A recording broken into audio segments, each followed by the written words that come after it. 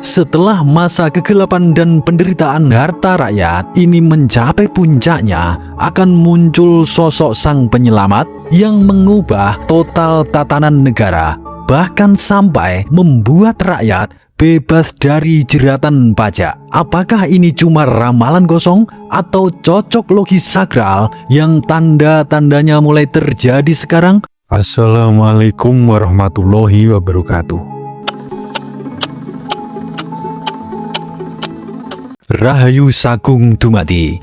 Mengapa tambah hari, tambah bulan, tambah tahun, hidup rasanya semakin berat, pajak semakin naik, harga kebutuhan yang melonjak, dan rakyat kecil makin terhimpit. Tapi tahukah panjenengan semua, ratusan bahkan ribuan tahun yang lalu, leluhur Jawa dan spiritualis India kuno sudah meramalkan masa-masa sulit ini. Yang bikin merinding, kedua ramalan besar ini sama-sama bilang, setelah masa kegelapan dan penderitaan harta rakyat ini mencapai puncaknya, akan muncul sosok sang penyelamat yang mengubah total tatanan negara, bahkan sampai membuat rakyat bebas dari jeratan pajak. Apakah ini cuma ramalan kosong atau cocok logis sakral yang tanda-tandanya mulai terjadi sekarang? Tonton video ini sampai habis agar panjenengan semua tidak gagal paham.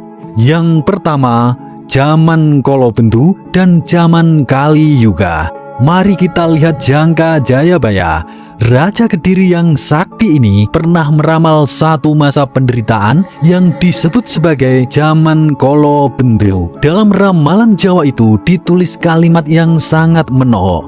Wong cilik disetiti, wong gede disunggi, pajak bertumpuk-tumpuk, bumi ilang berkate.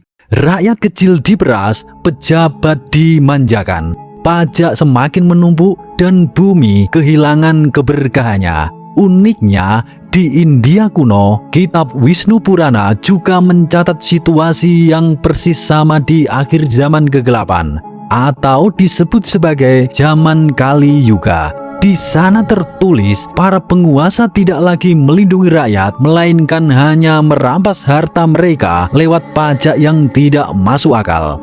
Logika lugasnya begini, baik ramalan Jawa maupun India sama-sama sepakat kalau sebuah negara sudah bergantung penuh pada pajak yang mencekik rakyatnya, itu tandanya sistem pemerintahan sedang krisis dan berada di ujung zaman kegelapan. Yang kedua, Ratu Adil dan Kalki Avatar. Tapi tenang, ramalan tidak berhenti di penderitaan saja. Saat rakyat sudah sangat lelah, energi alam semesta akan memunculkan seorang pemimpin penyelamat. Dalam tradisi Jawa, beliau dipanggil sebagai Ratu Adil atau Satrio Piningit. Dalam tradisi India kuno, beliau disebut sebagai Kalki Avatar, penjelmaan yang ke-10 yang bertugas menghancurkan kezaliman dan membawa era baru. Kenapa sosok ini dipercaya bisa memimpin tanpa perlu memeras pajak dari rakyatnya? Jawabannya sederhana. Sang penyelamat digambarkan sebagai pemimpin yang cerdas, jujur, dan paham betul cara mengelola kekayaan alam. Beliau tidak butuh uang pajak rakyat karena beliau sanggup menghentikan kebocoran korupsi besar-besaran dan bisa mengelola harta karun kekayaan bumi Nusantara yang melimpah ruah. Yang ketiga, negara tanpa pajak. Mungkin panjenengan semua bertanya, apakah bisa negara berjalan tanpa pajak? Apa tidak bangkrut? Kalau kita lihat dari sudut pandang modern dan spiritual Jawa, jawabannya sangat bisa.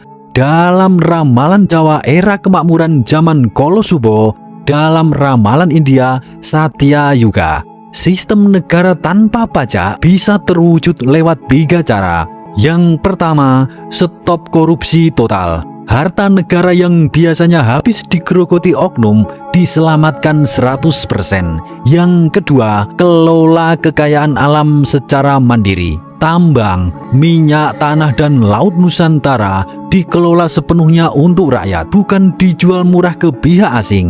Yang ketiga, sistem bagi hasil. Negara yang membagikan hasil kekayaan bumi kepada rakyatnya. bukan malah negara yang mengemis uang dari kantong rakyat kecil. Beberapa negara kaya di dunia saat ini bahkan sudah membuktikannya dan menerapkan nol pajak penghasilan karena mengandalkan dana abadi negara. Leluhur kita sudah memikirkan konsep makmur ini jauh ribuan tahun yang lalu.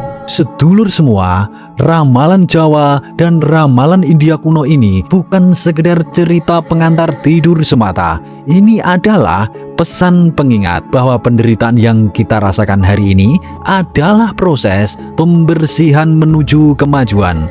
Nusantara diramalkan akan menjadi mercusuar dunia.